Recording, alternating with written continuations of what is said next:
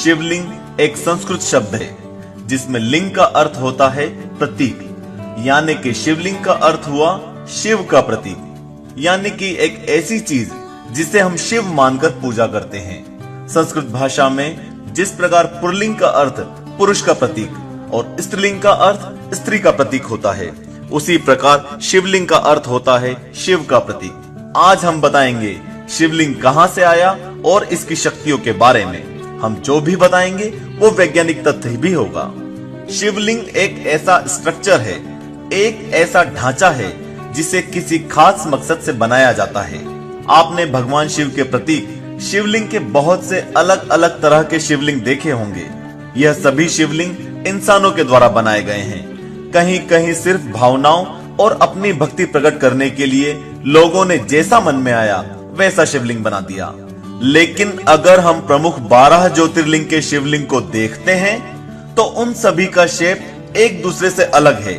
ऐसा इसलिए है क्योंकि अलग अलग मकसद को पाने के लिए अलग अलग शिवलिंग बनाए गए हैं। कुछ शिवलिंग को सेहत के लिए बनाया गया है और कुछ शिवलिंगों को खुशहाली के लिए और कुछ को ध्यान साधना के लिए। लेकिन इन सभी शिवलिंगों में एक चीज कॉमन है और वो ये कि ये सभी एलिप्सोइड शेप के हैं। एलिप्सोइड का मतलब 3 डायमेंशनल एलिप्स। शिव किसी स्त्री या पुरुष का प्रतीक ना होकर संपूर्ण ब्रह्मांड, आकाश, शून्य, निराकार का प्रतीक हैं। उन्हें किसी एक श्रेणी में बांधकर नहीं रखा जा सकता क्योंकि वे स्वयं एक श्रेणी हैं, एक प्रतीक हैं। अगर आप वैज्ञानिकों के द्वारा ली गई अंतरिक्ष की कुछ तस्वीरें देखेंगे तो आप पाएंगे कि अंतरिक्ष भी कुछ हमारे शिवलिंग जैसा ही है। स्कंद पुराण के अनुसार आकाश स्वयं एक लिंग है और शिवलिंग समस्त ब्रह्मांड की धुरी है।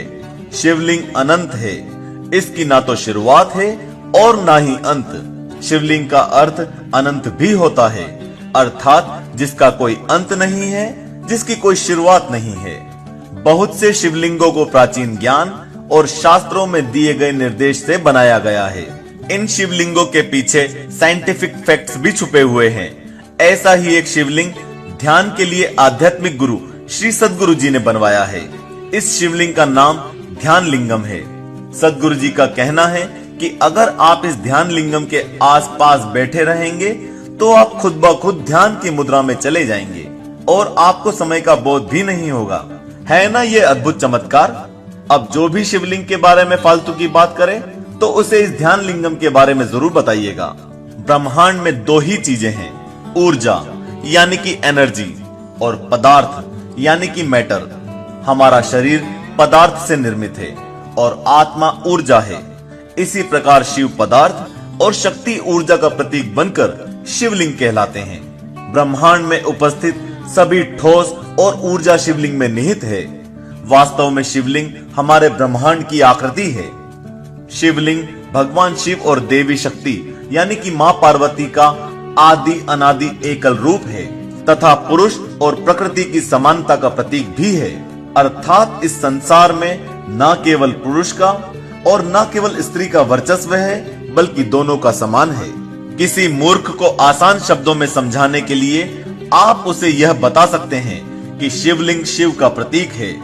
संपूर्ण ब्रह्मांड का जो आकार है, उसी आकार के जैसे पत्थर का एक लिंग बनाकर हम उसकी पूजा करते हैं। और ऐसा इसलिए क्योंकि उस आकार में ब्रह्मांड की ऊर्जा को समाहित करने की शक्ति होती है। और जो पूजा और कर्मकांड हम शिवलिंग के साथ करते हैं वो इसलिए ताकि उस लिंग में ज्यादा से ज्यादा ऊर्जा को समाहित किया जा सके और जब हम उस शिवलिंग के पास बैठें तो हमें उस ऊर्जा का फायदा मिले और हमारी आध्यात्मिक उन्नति होती रहे।